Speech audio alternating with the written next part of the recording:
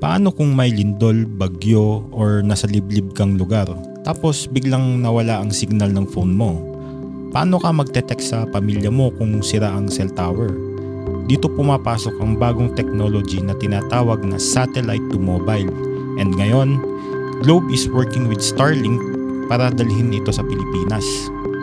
Recently, after a magnitude 7.8 earthquake sa Mindanao, may mga lugar na naapektuhan ang regular mobile signal. Damaged infrastructure, power interruptions, and disrupted cell towers made communication harder for affected communities. Kaya Globe activated Starlink satellite to mobile service in parts of South Cotabato, Sultan Kudarat, and Sarangani. Normally, ganito gumagana ang phone signal natin. Your phone connects to the nearest cell tower. From there, dumadaan ng call, text, or data mo sa mobile network. Pero kapag nasira ang tower, nawalan ng kuryente, or overloaded ang network after a disaster, pwedeng mawalan ng signal ang buong area.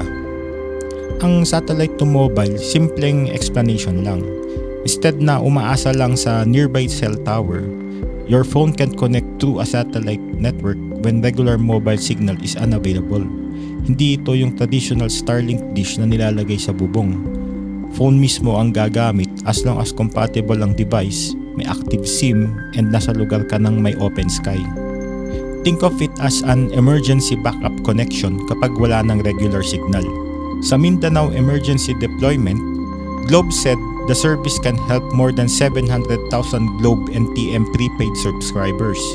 Ang pwedeng magamit dito ay SMS and WhatsApp messaging, meaning hindi ito full internet replacement.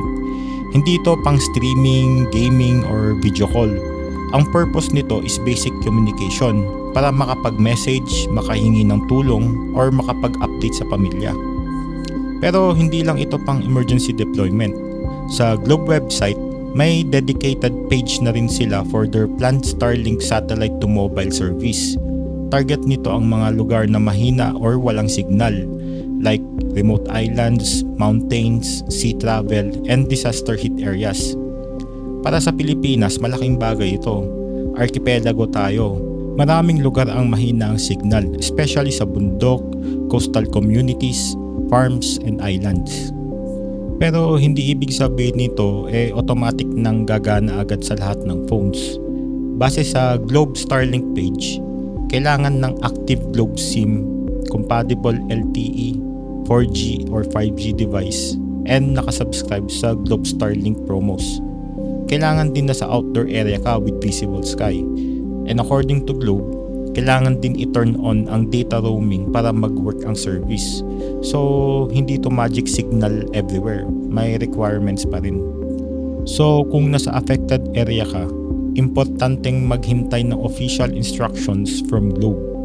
Huwag basta-basta mag-click ng random links na nagsasabing activate Starlink signal here.